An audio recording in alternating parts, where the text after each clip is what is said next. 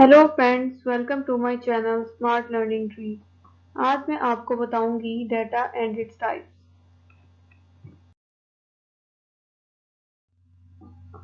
तो चले friends, start करते हैं आज का हमारा first topic, data and purpose of data collection. Data is a set of values of subjects with respect to qualitative और क्वांटिटेटिव वेरिएबल्स। ये थी डाटा की short definition. We define research data as any information collected, stored, and processed to produce, validate original research results.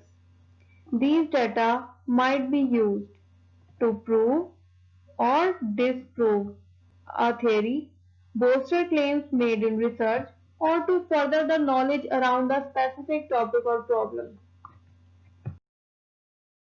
These are the following types of data: primary data, secondary data, cross-sectional data, categorical data, time series data and order data.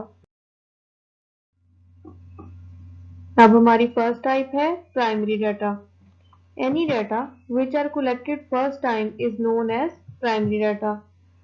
जो data first time collect किया जाता है उसको हम कहते हैं ये हमारा प्राइमरी डाटा है। Primary data is an original and unique data which is collected by the researcher from a source according to his requirements. ये रिसर्चर ने फर्स्ट टाइम अपने सोर्स से यानी खुद रिसर्च कंडक्ट की होती है इस पे, ये किसी ने इस पे रिसर्च पहले कंडक्ट नहीं की गई होती।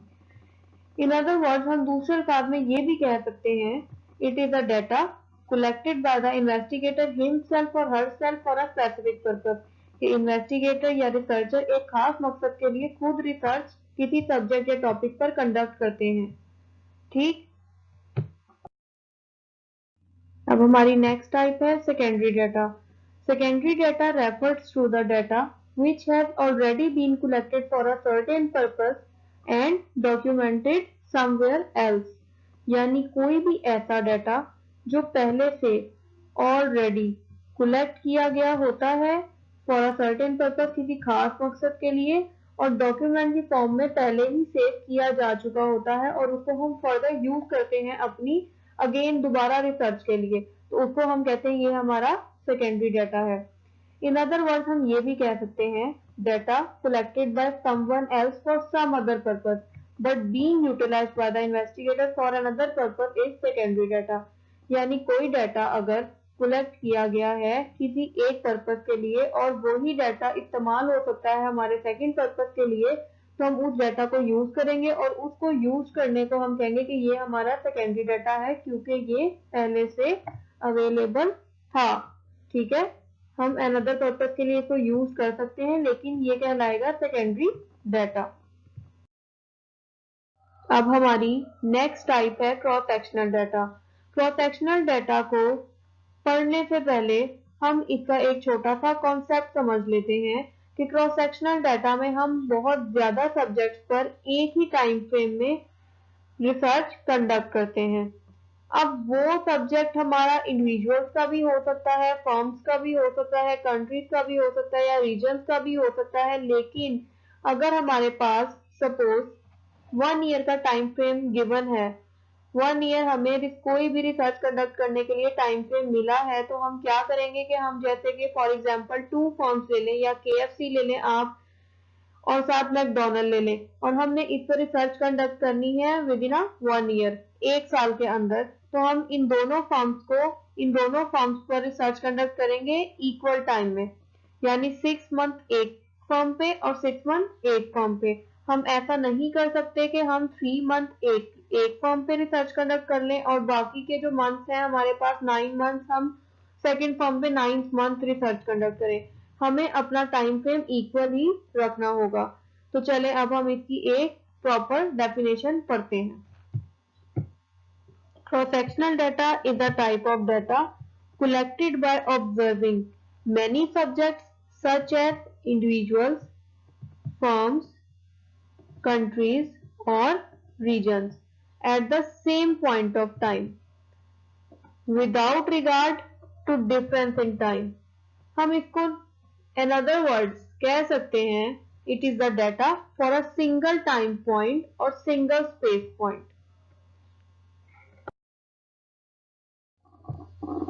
अब हमारी नेक्स्ट टाइप है categorical data. The data which can not be measured numerically, जिसको हम न्यूमेरिकल फॉर्म में नहीं बता सकते, उसको हम कहते हैं ये हमारा कैटेगोरिकल डेटा है। Categorical data is qualitative in nature, ये क्वालिटेटिव नेचर का हमारे पास डेटा होता है। The categorical data is also known as attribute, इसको हम एट्रीब्यूट भी कहते हैं। The categorical variables represent types of data which may be divided into groups, जिसको ग्रुप्स में डिवाइड किया होता है। Examples of categorical variables are race, age group and educational level। यानी हम एक क्वेश्चन की एग्जाम्पल ले लेते हैं कि उसको हमने डिवाइड किया गया होता है कि जिन्होंने इंटर किया हुआ है हम उनसे अलग डाटा कलेक्ट करेंगे और जो बाकी मास्टर हैं उनसे हमने एक अलग डाटा कलेक्ट करना है। यानी 60% अपने क्वेश्चन मास्टर लेवल के स्टूडेंट से फिल करवाने हैं और जो हमारे 40% डाटा है वो हमने इंटर लेवल के स्टूडेंट से कलेक्ट करवाना है। तो ये था हमारा कैटेगोरिकल डाटा। अब हमारी नेक्स्ट टाइप है टाइम सीरीज डाटा। इसके नेम से ही शो हो रहा है कि time series mean series wise, यानी बिना गैप लिए कॉन्टिन्यूसली जो डाटा कलेक्ट किया जाता है उसको हम टाइम सीरीज डाटा कहते हैं। तो अब हम इसकी डेफिनेशन को रीड कर लेते हैं। The data collected according to time period is called time series data. Time series data occur whenever the same measurements are recorded on a regular basis, यानी बिना गैप लिए जो डाटा कलेक्ट किया जाता है उसको हम टाइम सीरीज डाटा कहते हैं।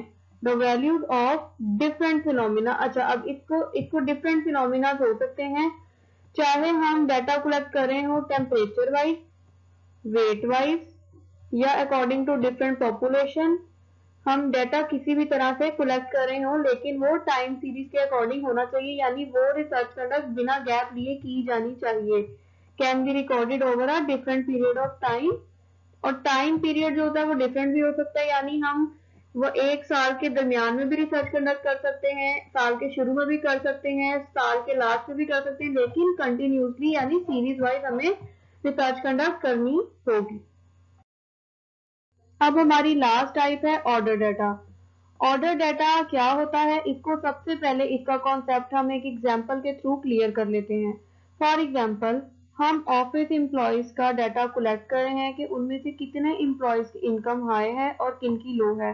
तो हम क्या करेंगे, हम अपनी रिसर्च में 2 कॉलम्स ड्रॉ कर लेंगे, जिसमें हम फर्स्ट कॉलम रखेंगे लो इनकम एम्प्लॉयज और सेकेंड कॉलम होगा हमारा हाई इनकम एम्प्लॉयज।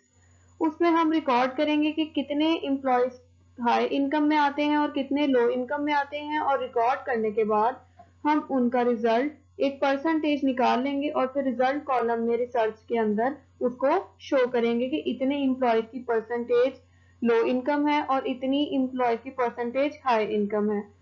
तो इस तरह हम ऑर्डर डाटा को डिफाइन करते हैं, बताते हैं अपनी रिसर्च में। तो इसका मतलब ऑर्डर डाटा का मतलब है कोई भी डाटा जो एक खास तरतीब के तहत कलेक्ट किया जाए और रिकॉर्ड किया जाए उसको हम ऑर्डर डाटा कहते हैं। अब हम इसकी डेफिनेशन को रीड कर लेते हैं। Data according to ordered categories is called ordered data.